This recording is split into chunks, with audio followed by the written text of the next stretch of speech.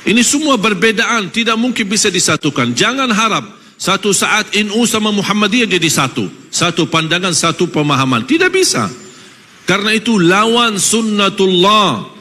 Bismillahirrahmanirrahim. Sudah lalu. Tidak perlu dipermasalahkan. Ayo kita membangun Indonesia bersama. Menjaga NKRI kita, menjaga kebersatuan kita, menjaga kebersamaan kita. Ada perbedaan, ada. Apa yang saya sampaikan tidak semua bisa terima. Boleh, itu hakmu. Beda pandangan, beda pikiran, beda otak. Saya tidak bisa maksa untuk menerima apa yang saya sampaikan. Tetapi tetap kita saling menghormati walaupun ada perbedaan di antara kita. Saya suka kalau masuk masjid, selalu saya sesuaikan. Di mana masjid, apalagi diminta jadi imam. Kalau salat subuh saya tanya, kunut subuh tidak? Oh kami biasa kunut subuh, saya kunut subuh. Oh kami biasa tidak kunut subuh, saya tidak kunut subuh. Kami biasa jahar bismillah, saya jahar bismillah. Kami biasa tidak jahar bismillah, saya tidak jahar bismillah. Ini semua berbedaan, tidak mungkin bisa disatukan. Jangan harap satu saat NU sama Muhammadiyah jadi satu. Satu pandangan, satu pemahaman. Tidak bisa. Karena itu lawan sunnatullah. Sunnatullah, Allah menciptakan manusia dengan adanya perbedaan. Kenapa tidak bisa disatukan? Karena beda otak. Dan tidak bisa jadikan manusia satu otak, satu fikiran, satu pandangan. Contoh sederhana, Imam Syafi'i belajar agama sama siapa? Muridnya siapa? Imam Maliki. Imam Maliki gurunya, tapi kok bikin mazhab sendiri? Tak pernah Imam Maliki protes. Kok selama belajar sama saya terus bikin mazhab sendiri, enak-enak sih? Tidak pernah protes. Tidak pernah Imam Maliki berkata Imam Syafi'i sesat.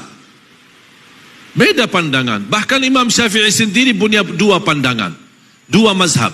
Saya pernah baca satu buku sangat bagus. Sayang sekali belum ada bahasa Indonesia. Al-Imam Syafi'i wa madhabuhu al-qadim wa madhabuhu al-jadid. Imam Syafi'i dengan mazhab yang lama dan mazhab yang baru. Kok Imam Syafi'i punya dua mazhab? Ketika saya baca judulnya, kok Imam Syafi'i tak konsisten? Tapi begitu membaca dalamnya, subhanallah, terlihat kekayaan ilmu Imam Syafi'i yang mampu menyesuaikan. Ketika dia berada di Irak, beda ketika dia berada di Mesir.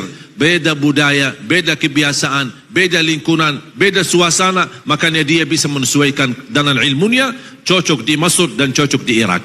Saya yakin kalau Imam Syafi'i masih ada, apalagi datang ke Indonesia, ada mazhab yang ketiga yang cocok dengan selera orang Indonesia. Dan perbedaan itu bukan berarti Islam, memang Islam satu, Quran satu, Nabi Muhammad satu. Apakah dasar Imam Maliki membawa agama Quran dan Sunnah? Dasarnya apa Imam Maliki? Quran dan Sunnah. Terus Imam Syafi'i apa dasarnya?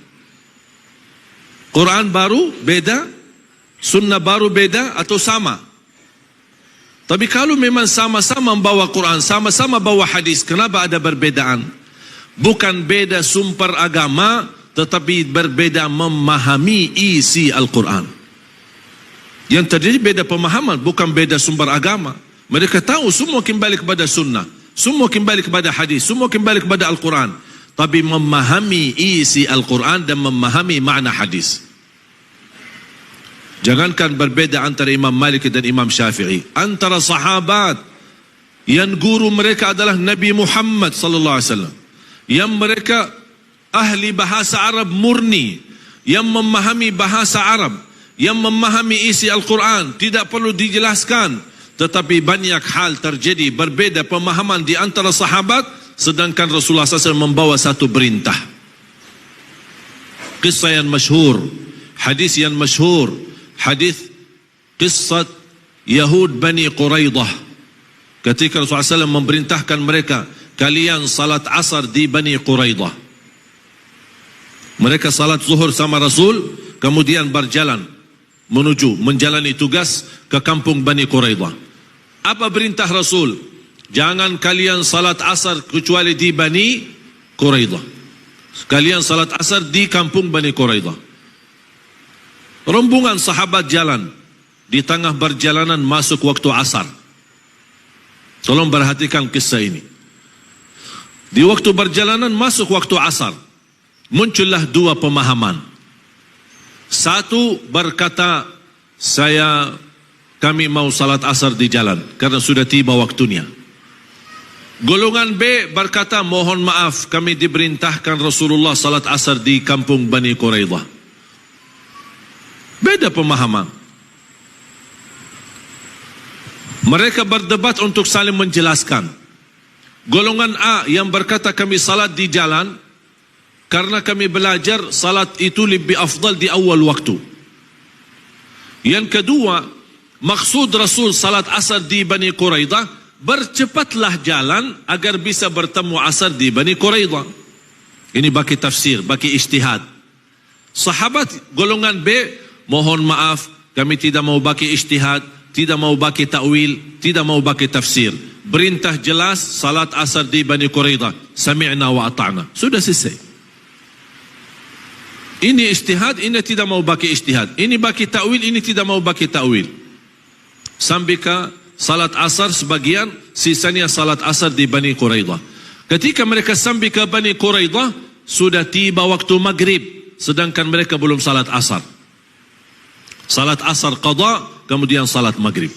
Terjadi masalah, perbedaan. Mereka kembali kepada Madinah dan bertemu Rasul. Ya Rasulullah, terjadi silsilah perbedaan di antara kami.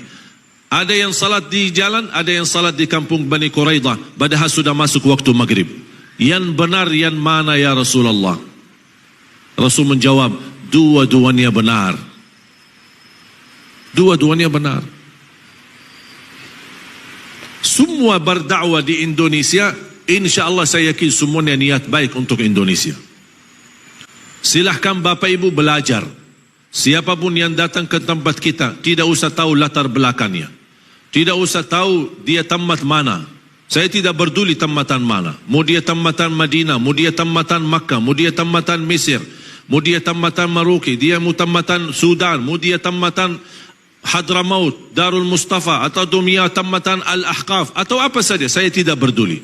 Saya peduli isinya saya dengar. Manfaat saya ambil, tidak bermanfaat saya buang. Dan tetap guru itu kita hormati. Dan justru semakin belajar dalam perbedaan, man kathura ilmuhu qalla inkaruhu, semakin banyak ilmu kita akan berkurang mengingkari perbedaan. Yang membuat kita tidak menerima perbedaan karena kita tidak belajar. Kita hanya belajar satu pihak, membenarkan diri, merasa diri benar, yang lain sesat. Nah, ini bahaya. Oleh karena itu jamaah sekalian, sangat penting dalam perjuangan kita harus memsatukan visi dan misi kita, menyatukan umat dan tujuan kita.